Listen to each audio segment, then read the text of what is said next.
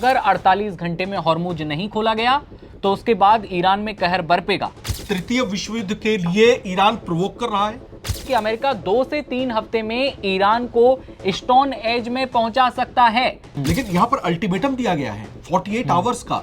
America और तमाम middle east के इन देशों पर, जिसमें बहरीन, कुवैत, तमाम देश जो हैं, इनके लिए नर्क का द्वार खुल जाएगा। अमेरिका जो है सीधे ईरान पर बड़ी स्ट्राइक करने से बचने की कोशिश कर रहा है। मिडिल ईस्ट में ईरान के हमलों से हाहाकार मचा हुआ है। ईरान जिस तरीके से आक्रामक बना हुआ है, जिस तरीके से एक के बाद एक भयानक हमले किए जा रहा है, उससे मिडिल ईस्ट के होश फाख्ता हैं। मिडिल ईस्ट के तमाम वो देश जो गैस और तेल की सप्लाई करते हैं, जिनसे दुनिया भर को ईंधन का उत्पादन होता है, वो देश अपनी अर्थव्यवस्था को चरमराने से इस समय बेहद घबराए हुए हैं। दूसरी तरफ वो अमेरिका है, वो इजराइल है, जो ईरान पर हमला करके अब कहीं ना कहीं पछताता हुआ दिखाई दे रहा है। इनके माथे पर चिंता की लकीरें साफ तौर से महसूस की जा सकती हैं। ये युद्ध अंतहीन होता हुआ दिखाई दे रहा है, क्योंकि इस युद्ध के 1 महीने बाद भी ईरान के तेवर कहीं ना कहीं ऐसे दिखाई दे रहे हैं कि वो सिर पर कफन बांधे बैठा है। वो कदम पीछे नहीं लेगा। वो लगातार एक के बाद एक चेतावनी दिए जा रहा है कि अमेरिका को हम सबक सिखा के रहेंगे। साथ ही साथ मिडिल ईस्ट के उन तमाम देशों को भी एक सख्त संदेश दे रहा है जिन्होंने अमेरिका को अपनी अपनी जमीनों पर यह कहते हुए शह दी थी कि आइए आप हमारे यहां पर सैन्य अड्डे बसाइए और हमारी सुरक्षा कीजिए। इस जंग में दूध का दूध, पानी का पानी हो चुका है। इसके बाद अमेरिका को कुछ सूझ नहीं रहा। अमेरिकी राष्ट्रपति डोनाल्ड ट्रंप ने 2 अप्रैल के दिन धमकी दी थी ईरान को। इसके बाद 4 अप्रैल की वो तारीख जब डोनाल्ड ट्रंप ईरान को 48 घंटे का अल्टीमेटम देते हैं। ये कहते हैं कि अगर ईरान ने कदम पीछे नहीं लिए, अगर हमले बंद नहीं किए, स्ट्रेट ऑफ हॉर्मुज को खोला नहीं, तो ईरान को पाषाण काल में भेज दिया जाएगा। इसकी वो दुर्गति कर दी जाएगी जो ईरान की आने वाली नस्लें पछताते हुए याद करेंगी। ये अवधि खत्म होने में अब कुछ घंटे का वक्त बाकी है। क्या होने जा रहा है दिव्यांशु? देखिए, 48 घंटे का अल्टीमेटम साफ तौर पर दिया था। केवल और केवल 48 घंटे ईरान को दिए थे कि अगर 48 घंटे में हॉर्मुज नहीं खोला गया तो उसके बाद ईरान में कहर बरपेगा। लेकिन उसके बाद ही 48 घंटे का ईरान ने इंतजार नहीं किया। ट्रंप तो पूरी फिल्म दिखाने चले थे, लेकिन उससे पहले ईरान ने हमला बोल दिया यूएई पर, बहरीन पर और कुवैत पर। लेकिन ये तेवर जो है ईरान के कहीं ना कहीं दिखा नहीं रहे कि भाई अगर इसने हमले बंद नहीं किए तो ये हाहाकार की स्थिति बन जाएगी। कहीं ऐसा तो नहीं कि द्वितीय विश्व युद्ध के बाद अब जो है कहीं ना कहीं स्थितियां ऐसी बने कि अब तृतीय विश्व युद्ध के लिए ईरान प्रोवोक कर रहा है? देखिए, ईरान के पास तो कुछ बचा नहीं और ईरान चाहता है कि हो जाए, क्योंकि उसके पास खोने के लिए कुछ नहीं बचा है। वो मरने और मारने को पूरी तरह से तैयार है। ईरान के जितने भी सूरमा हैं, वीर हैं, जो अब तक शहीद हुए हैं, उसका बदला ईरान लेना चाहता है। और ईरान, जब ट्रंप ने 48 घंटे का अल्टीमेटम दिया 4 अप्रैल को, यानी बीते दिन, लेकिन 48 घंटे का ये टाइम है, बहुत कम घंटे बचे हैं अब कि उससे पहले ईरान ने धमाके किए बहरीन पर, कुवैत पर और उसके बाद यूएई पर। अभी हाल ही की ये सबसे बड़ी खबरें हैं जहां पर सामने आई कि भाई कुवैत में रात भर ड्रोन हमले किए ईरान ने। बिजली, पानी और तेल, तीनों पर हमले किए। वहां पर आम लोगों को सबसे बड़ा खतरा है कि भाई पानी नहीं मिल सकता प्लांट के बिना, वहां के लोगों को बिजली नहीं है।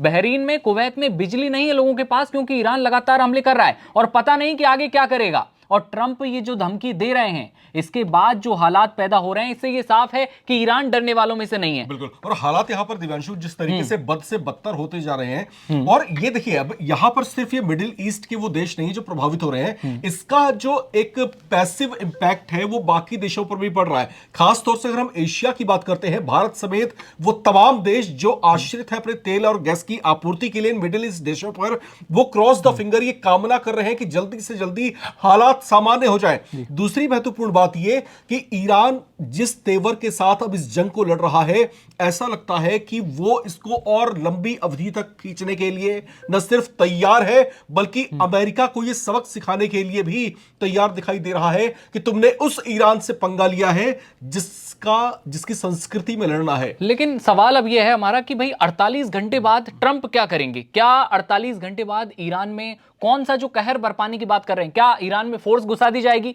लकी वेस्ट और तमाम खुफिया जो जानकार हैं वो ये बात कह रहे हैं कि 20,000 सैनिक प्राइवेट आर्मी के, यूएस आर्मी के नहीं, प्राइवेट आर्मी के सैनिक ईरान में उतर चुके हैं या उतरने वाले हैं और जल्द ही ट्रंप ये फोर्स वहां उतार देंगे। लेकिन आप भी जानते हैं कि ईरान से लड़ना उनके लिए आसान नहीं है। तो आपको क्या लग रहा है कि 48 घंटे बाद क्या करेंगे ट्रंप? देखिए, यहां पर जो तैयारियां दिखाई दे रही हैं, तैयारियां ओवर द नाइट नहीं है। पिछले एक हफ्ते की जो तमाम गतिविधियां हैं, अगर हम उस पर जो है क्रमवार तरीके से अगर नजर डालें तो समझ में आता है कि फारस की खाड़ी से लेकर के जो है अरब सागर में जो डेपुटेशंस हैं, इनकी जो नेवल एक्टिविटीज वहां पर हैं, वो कहीं ना कहीं एक बड़े एक्शन की तैयारी वाली दिखाई दे रही है।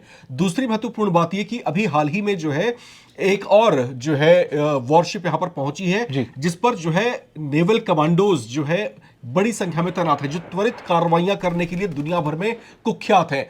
इसके अलावा जो है दिवांशु, एयर टू लैंड जो है इनके वो वॉरियर्स जो आसमानी कहर ढाने के लिए दुनिया भर में कुख्यात हैं, कई बड़े मेजर ऑपरेशंस को अंजाम दे चुके हैं, वो कहीं ना कहीं ये इस उनकी तरफ से जो ये एक्टिविटीज है, कहीं ना कहीं इस बात की तरफ इशारा है कि अमेरिका जो है अब किसी बड़े एक्शन को अचानक जो है अंजाम देने की स्थिति में आ सकता है। इसके अलावा जो और गतिविधियां हैं, जो अमेरिका की घातक मिसाइलें हैं, उनको तैनात किया गया है।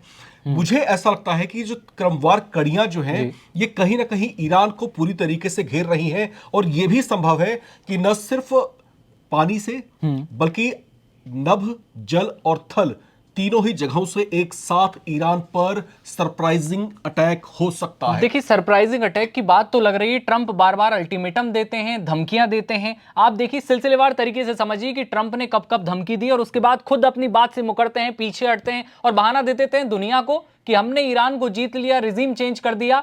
लेकिन कितना चेंज कर दिया ये पूरी दुनिया देख रही है, सच्चाई क्या है। देखिए, 21 मार्च को ट्रंप ने पहली बार 48 घंटे की चेतावनी दी ईरान को कि अगर ईरान नहीं माना, पावर प्लांट और उसके जो ढांचे हैं ऊर्जा के, उन्हें उड़ा दिया जाएगा। 21 मार्च की तारीख, 48 घंटे का अल्टीमेटम।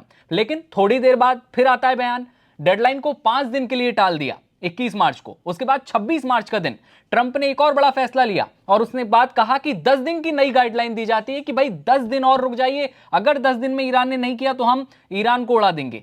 21 मार्च से 26 मार्च आ गया और उसके बाद फिर एक और तारीख, 2 अप्रैल। जी हां, 2 अप्रैल को ईरान सहित तमाम पूरे देशों को ट्रंप साहब देते हैं एक बड़ा सख्त बयान और कहते हैं कि अमेरिका 2 से 3 हफ्ते में ईरान को स्टोन एज में पहुंचा सकता है। जी हां, बयान साफ तौर पर दिखा रहा था कि भाई हॉर्मुज स्ट्रेट पर अमेरिका कुछ बड़ा करेगा 2 अप्रैल को भी। लेकिन तब भी ट्रंप साहब कुछ नहीं कर पाए। दिवांशु, जो तारीखें आप यहाँ पर गिनवा रहे हैं, ये सुनकर के मुझे कहीं ना कहीं ऐसा लग रहा है कि अमेरिका जो है सीधे ईरान पर बड़ी स्ट्राइक करने से बचने की कोशिश कर रहा था। यही। और दूसरी महत्वपूर्ण बात ये कि यहां पर वेट एंड वॉच की पोजीशन में भी अमेरिका आने की कोशिश कर रहा था। उसको पता था कि पिछले 1 महीने की जंग में हमें कितना भारी नुकसान अब तक पहुंच चुका है, और ईरान जिस तरीके से आक्रामक बना हुआ है, तो उसको जो है कहीं ना कहीं इस बात के लिए मनाने की कोशिश की जा रही थी कि अब मान जाओ, हमारी धमकियों को अब गंभीरता से लो, इस हालात को और ज्यादा विकट मत होने दो।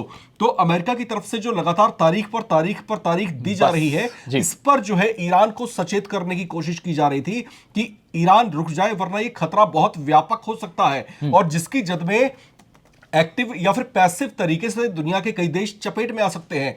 तो ये हालात मेरे ख्याल से जो है ईरानी जो नेतृत्व है वो भी जानता होगा, वो भी समझता होगा। लेकिन सब कुछ जानने समझने के बाद भी, इससे जुड़े हुए तमाम खतरों को परखने के बाद भी, अगर ईरानी नेताओं के ये तेवर बने हुए हैं, तो दिव्यांशु आप मान करके चलिए, मैं पूरी तरीके से इस बात को लेकर के आश्वस्त हो रहा हूं कि अब अमेरिका जो है कोई बड़ा अटैक करने की तैयारी में है। और यह भी हो सकता है कि आज रात जब आप सो रहे हो और कल की सुबह जब आप आंखें खोलें, तो अमेरिका कोई बड़ा एक्शन ले चुका हो। दुनिया भर में इस बात को लेकर के चर्चाएं बेहद तेज हैं, हालात बेहद गंभीर हैं, जो लगातार एक अलार्मिंग बेल बजा रहे हैं।